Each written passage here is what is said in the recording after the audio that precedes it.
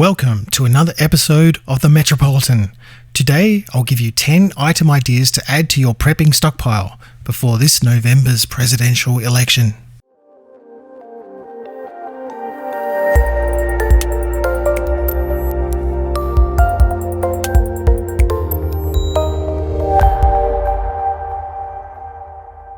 First, let me share with you my own plan for the last few months of this year, and my SHTF philosophy in general.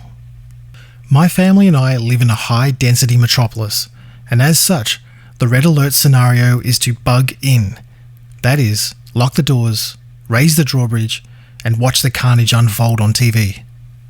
My family and I have the ability to stay inside for many weeks at a time, with all of our needs met, including waste disposal and electricity generation. After the initial scenario has died down, I will venture out to connect with trusted neighbours to trade, and to scavenge from those who didn't last the amount of weeks I could. The 10 items I share today come from that urban, bug-in frame of mind.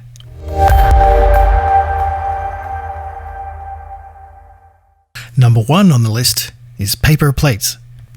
Paper plates are great for emergencies because you can't really spare any extra water for washing dishes. When it all hits the fan, water becomes the number one precious resource, and the environmental guilt you feel from using paper plates will fly straight out the window. In a SHTF situation, you don't want to spend your time and energy on washing dishes. It can all get thrown on the campfire too. Don't forget, there's a lot of crossover between camping supplies and your end-of-world supplies. Check out camping and outdoor megastore websites for prepping inspiration. Think of things you like to have when camping, and they will be a good addition to your kit. Number 2 is cartons of cigarettes. Next on the list is to go buy a carton of cigarettes or two. While I hope for your own prepping sake that you have given up on the death sticks, there will be a lot of your neighbours who still smoke and may be cut off from access. The reason to add cigarettes to your stockpile is for the purposes of trade. Cigarettes are actually pretty small in size. How many cans of beans do you think even one is worth in a hit-the-fan scenario? Don't buy as many as in the picture here though. Number 3 is multivitamins. If you are like me, your emergency food supplies contains a lot of rice, canned beans, canned chili, spam, and canned tuna. It wouldn't hurt to have a stockpile of multivitamins to supplement a diet like this.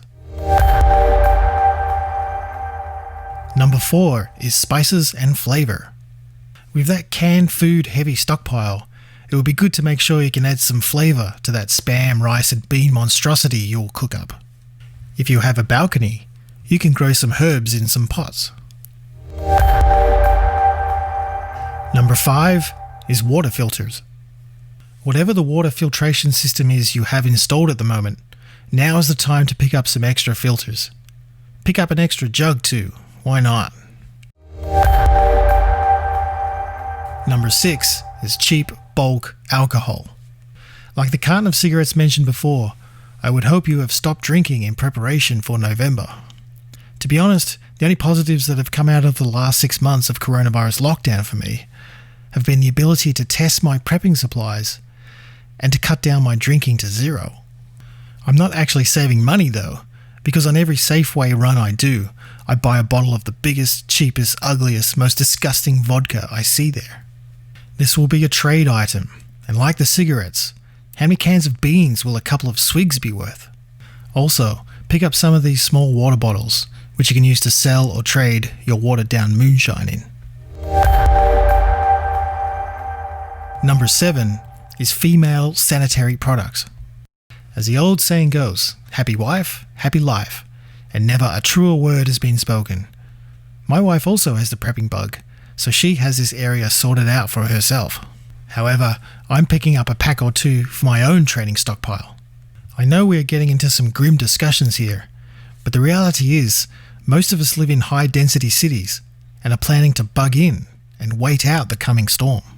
We are going to have to talk and trade with our trusted neighbours. How many cans of beans do you think a couple of maxi pads is worth in a crisis? Number 8 is contractor bags. Contractor bags have a million uses, and are also good for covering and sealing your windows in the event of forest fire smoke, nuclear fallout, or a biological attack.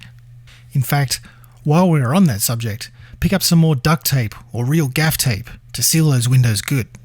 I have some bags stashed next to my bathtub with zip ties in case of earthquake.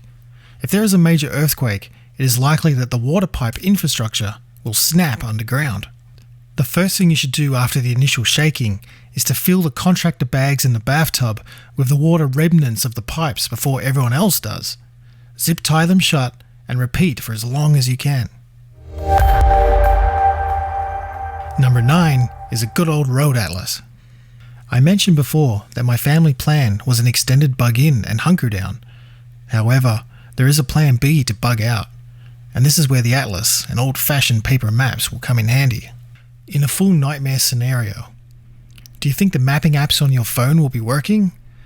I wouldn't rely on that exclusively, and I would make sure you have a paper backup.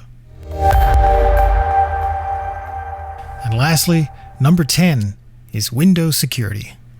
Securing your windows is something that can be done really easily and cheaply. Just measure out some wood dowel and cut to brace your sliding windows.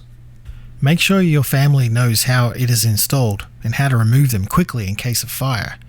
Get the kids to practice putting them in and out. And there you have it. 10 quick tips I hope gave you some ideas. Now get to it!